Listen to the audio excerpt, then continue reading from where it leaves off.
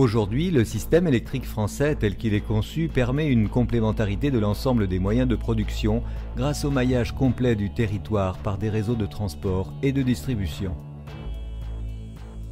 C'est ce même concept de complémentarité que l'on retrouve à l'échelon européen et qui permet à la France, par le biais des interconnexions de transport, d'exporter son électricité ou bien d'en importer de ses voisins, quelle que soit la source, éolienne, solaire ou thermique. Cette complémentarité est le fondement même de l'équilibre constant et indispensable du système électrique. C'est aussi sur ce principe de mutualisation que repose le modèle économique du système, assis en partie sur la péréquation tarifaire, c'est-à-dire l'égalité de traitement et de services entre les territoires pour tous les consommateurs. Avec la transition énergétique à venir, un autre modèle peut-il être envisagé ?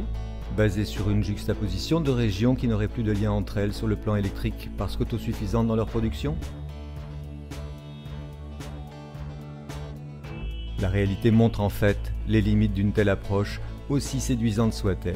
Prenons l'exemple d'une région dont la production électrique serait par exemple massivement issue du photovoltaïque. Comment dans une démarche autarcique gérer la demande de consommation lorsque la nuit arrive ? Certes, la région pourrait se doter de moyens de production de backup, mais alors ce serait avec un impact environnemental négatif, puisque ces moyens, forcément d'origine thermique, seraient émetteurs de gaz à effet de serre. Ce serait aussi à un coût de production local non négligeable, puisque non mutualisé au niveau national, voire européen.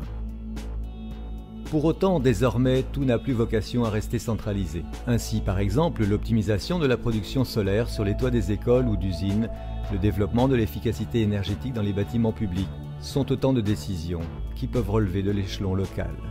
Elles dépendent alors d'un véritable dialogue entre cet échelon local et une complémentarité nationale. Elles reposent aussi à terme sur le déploiement des réseaux communicants. Ce sont eux qui vont permettre d'échanger de l'information entre ce qui est produit au niveau local et ce qui est produit au niveau national et européen.